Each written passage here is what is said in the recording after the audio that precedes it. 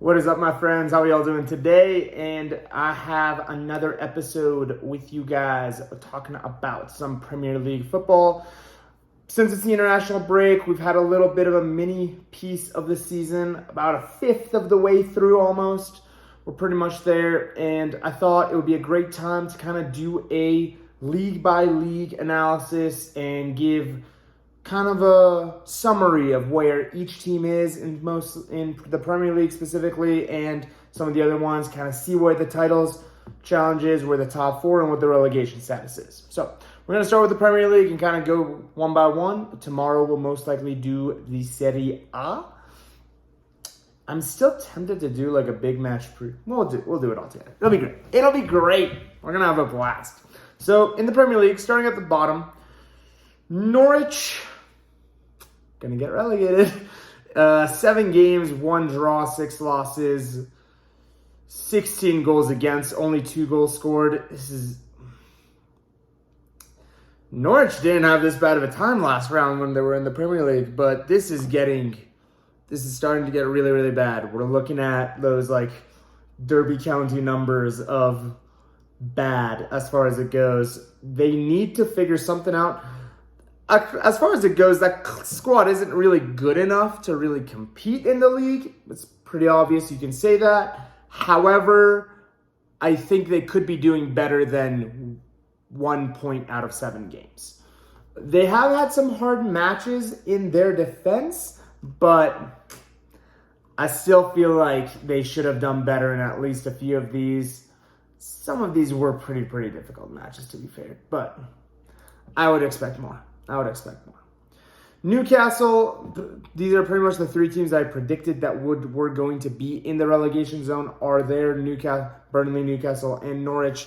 Newcastle, just lack of cohesion in that team. As bright and amazing as St. Maximin looks up front, the rest of the team kind of just looks devoid of anything and any structure. I think it's time for Steve Bruce to kind of call it quits here. I think it's time for a new manager. They need a new regime. It just is at that point with that club at the moment. They just don't have enough going in. 3 draws and 4 losses. A lot better than Norwich, but that's not really saying much. Been pretty much the team to go down. However, I will say when they do go down, and if they do go down, that team will be ransacked. They will be picked apart clean. To be fair, I will say, you give Sam Allardyce this Newcastle team, pretty sure he'd keep it up. I just think it's kind of Steve Bruce at this point is the problem with that squad. Because I think they do have enough game winners and quality that they could make a dent. So we'll find out. Moving on to Burnley, this is more than anything else just lack of development and investment in that squad. Sean Dyche has done absolutely amazing things with this Burnley team, and he's taken them far beyond the imagination of most people in the world. They have one of the smallest budgets in Europe's top 5 leagues, let alone the Premier League. And he's managed to keep them in the league come hell or high water, but I think we're getting to the point where it just is kind of come to the end of its road. I think he is definitely qualified to take on a different role, take on a better team, potentially. Maybe somewhere like an Everton, if that job had been available. There are other teams in the league that would use somebody like Sean Dyche because I think he is a good manager and I think he can do very good things. But for this season, Burnley, it's gonna be tight. It's gonna be very, very tight. There are 2 other teams that I'm predicting could be in the relegation dogfight, and those 2 teams are Southampton and Watford. I think Southampton, again, is just such a weak team. Adam Armstrong, despite has been a good signing in my opinion. I just don't think it's enough. I think Hassan Hutzl is doing everything within his power and reach to make something of this club and get it to stay in the league, but I just don't think he has enough to work with. And I think Southampton are going to be pushed into a relegation dogfight. It's going to be tight. I think they'll just edge it personally, but we'll find out moving on. Leeds, I think they are unfairly in the 16th spot. I think they've played better than 16th. It just, at the moment, it hasn't really clicked for them yet this season. I think in a few more games under their belts, that style of Bielsa ball will come in and they will be fine. They play Southampton after the international break, and I think they'll be good. I expect Leeds to finish somewhere between around 15th to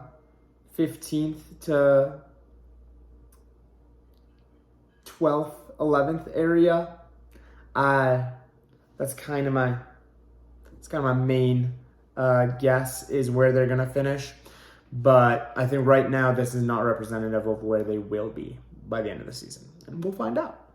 Watford just got rid of Xisco, first team to sack their manager. There's always going to be Watford. They're a very trigger-happy club. And despite the strong start that Xisco had, 4 losses in the first 7 games is apparently not good enough, according to the board. And Claudio Ranieri comes in, and we're going to see if Claudio can work magic again. I think with Dennis and Ismail Assar, there is enough X factor in that squad to get over the line and stay in the league. It's just a matter of when it comes to there's these 4 teams pretty much between Watford, Southampton, Burnley, and Newcastle. 2 of them are going to go down. It's guaranteed. The rest of the teams are going to stay up. There's not going to be like 7 or 8 teams that are in potentially in that area. There's only these 5. There's only those 4 technically with Norwich. So I actually think those 2 could make the difference enough for Watford to stay in the league. We'll see if Ranieri brings with him the new manager bounce that he usually does bring.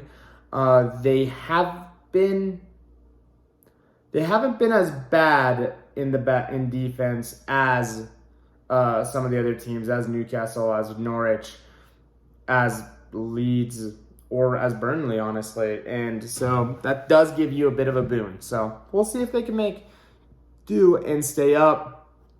Moving on to Palace and Vieira. The main thing with this team is they're going to be up and down. They're going to be bouncing around a bit. I thought they've been very impressive over the last 2 or 3 weeks. They deserved to beat Brighton, in my opinion. And they were the better team in the Leicester match as well. So I think they could have totally gotten more out of both of those games. And you add 4 points, starts looking really, really good for Patrice Vieira. That team is just good. That team is just too good to be in a relegation fight, and the other teams are just too bad. I think they will be able to manage pretty comfortably. I'm expecting between 15th and 12th, around those marks is where Crystal Palace will finish. And I think they'll have a very comfortable season. Solid team. I think they're going to do great, and this gives Vieira a year to impart his wisdom and his philosophies on that team, and we'll see what comes of it moving forward. I've been very, very impressed so far, honestly. I didn't think he'd do as well as he's done, in my opinion. I actually like the cohesion of that side. Eze coming back next year, potentially, going to make it even better. Very, very happy for, obviously, you guys know how much a fan of Hudson Edouard I am, but additionally, my Mikel Olise and Schlupp getting goals. Fantastic team. The team is good. The team is just good. Can't really argue it. Leicester. Very, very disappointing so far. Very disappointing. Not only in the league, but also in the Europa League. Leicester have not been good this year. 9 goals, 12 against, -3 XG. 2 wins, 2 draws, 3 losses. Very disappointing. Very slow start to the season. Can't even say they've had that many big games, quote unquote, to play. They played against Wolves. They played against West Ham, Norwich, City, which you will say the City game was kind of they possibly did well against City, but against Brighton they lost. 2-2 against Burnley, 2-2 against Palace. Just very, very shaky. They look void of confidence, and that front line just doesn't seem to be ticking as it normally does. I'm going to trust Brendan Rodgers to get them out of this, because I think he's definitely a good enough manager to do this. They have United coming up as their next game. It will be at the King Power, and it's going to be a huge game when the international break ends. We'll find out. But so far, very disappointing from Leicester. Only 8 points from 7 games is not good enough for a team who has Champions League and Europa League aspirations, and they need to shore up fast. Moving on to Wolves and Bruno Large's new side. I've been very, very impressed with Wolves. You guys have seen I'm big advocate for them. They are actually one of the tightest defense in the league. They've only conceded 6, putting only 3 teams below them. It's a very, very good defensive structure that they've had, despite becoming a more offensive side and playing definitely more attractive brand of football, which it's gonna take. They went from pretty much a polar opposite side. They're going from a very defensive, rigid system to high attacking, possession-based, going for the jugular, which is fantastic for the league, obviously. The more of that we get to see, the better. And out of the 4 wins, the losses that they've had, you can easily say 3 of them, they did not deserve to lose. They were definitely the better team. And we're actually going to do something a little bit here. I'm going to go take a look at the XG table as well. I know some people don't love this, but on XG, Wolves would be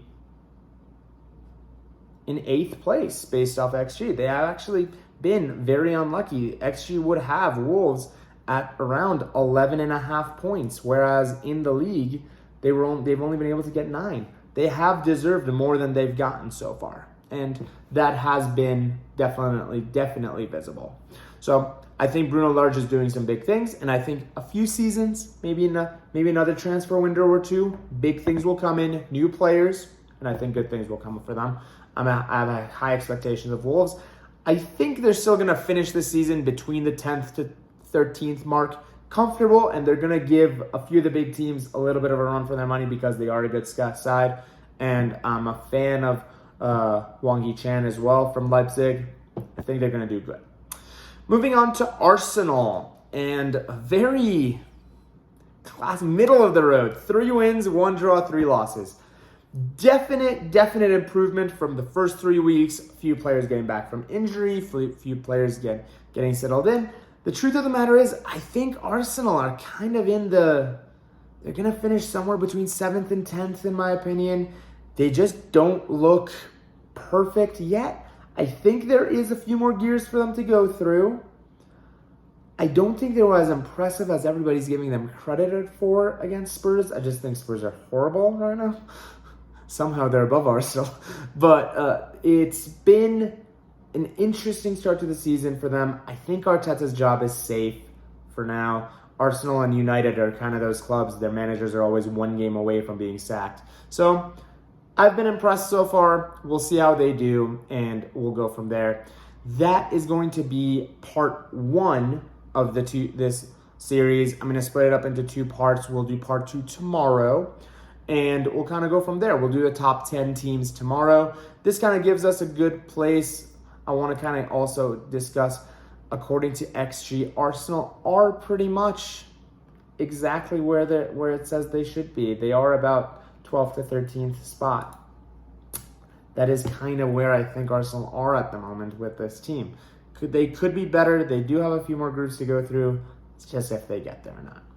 But that's pretty much it for now. We will do the top 10 for tomorrow's video, and I'm very excited about that. Thank you guys so much for watching. My name is Sean Adeli, and this is Sean Adeli Football Channel. See you guys tomorrow. Bye.